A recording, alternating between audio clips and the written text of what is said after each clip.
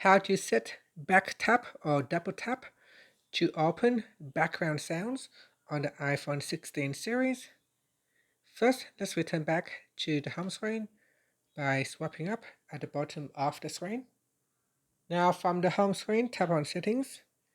Then in the Settings page, we scroll down, and then in here, tap on Accessibility, and then we scroll down.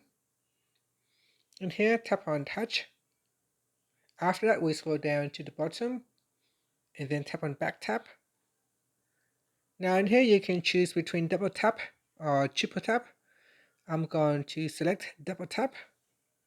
Then we scroll down, and then select background sounds. Now if you double tap on it, that will turn on background sound, or you can double tap to switch it off.